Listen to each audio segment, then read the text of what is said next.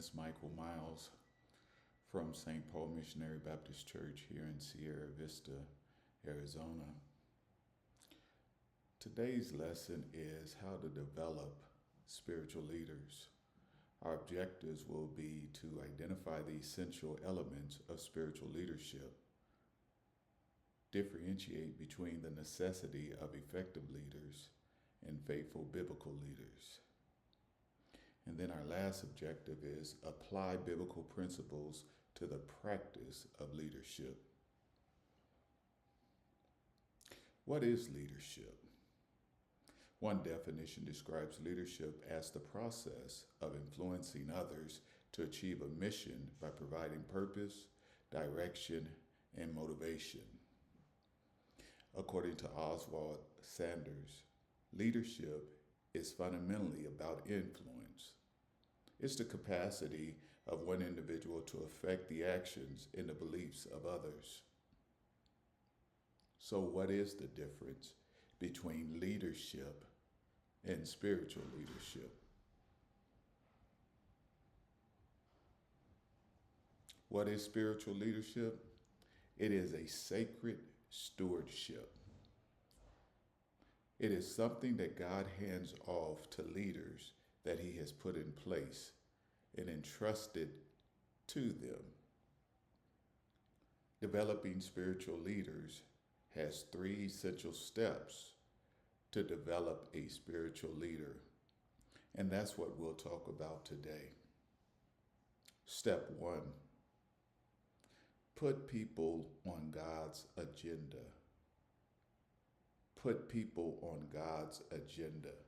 Henry Blackaby, in his book, Spiritual Leadership, Moving People on God's Agenda, argues leadership is the experienced by everyone or the lack of it in our daily lives.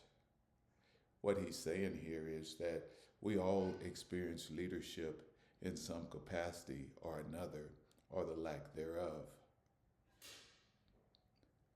When you look for a leader, what are some of the qualities, the characteristics, and the traits that you look for in your leaders?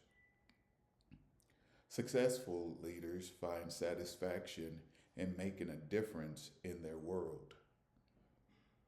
The spiritual leader's task is to move people from where they are to where God wants them to be.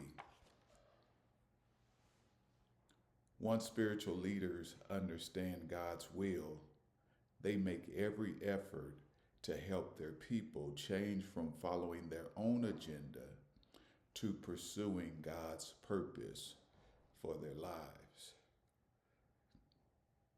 Again, when you talk about a spiritual leader, their focus always has to be putting an individual on God's agenda. Step 2, leading with love. Christian leaders should always have a genuine love towards the people they lead. There is a saying that people really don't care how much you know until they know how much you care. You always have to lead with the spirit of love. Such love is an essential component of Jesus' design for the servant leader. Without love, leadership becomes a hollow exercise in power, devoid of any meaningful impact. Leaders that are driven by love, they create a safe and supportive environment that fosters growth, development, and success. One of our professors in the D-Men program said that leaders should be like shepherds. They should always be ready to love the sheep. They should be ready to lead the sheep. They should be ready to feed the sheep and always ready to protect the sheep. And that is the epitome of love. Loving the people that you serve. Our last step today is step number 3, which we all should have in our lives. It is leading with integrity. Integrity implies a consistency between one's outward and inner life and a consistent presentation of oneself. What that means is I shouldn't act one way out in public and act a different way behind closed doors. Maybe I can bring it closer to home. I ought not act one way with a group of friends that are walking with the Lord and then act a different way when I get around my friends that are not saved.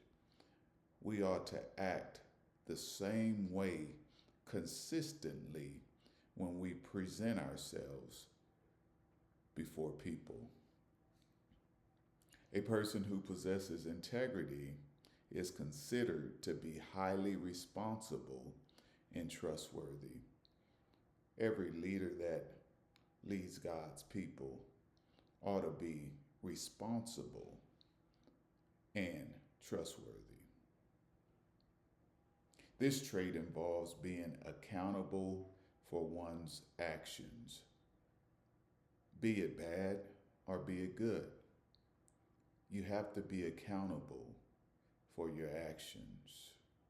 If you do something that is wrong, you have to be willing to accept the consequences that go along with your actions.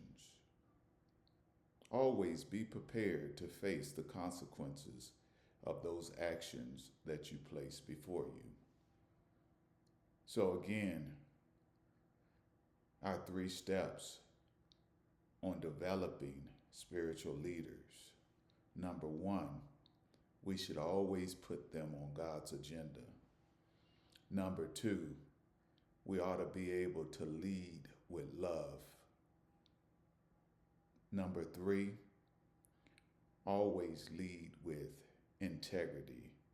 Be consistent on who you are. Now, the goal of this lesson is again to develop key qualities and effective practices that create strong spiritual leaders at St. Paul Missionary Baptist Church and in our entire community. I thank you for listening to me today, and may God continue to bless each and every one of you.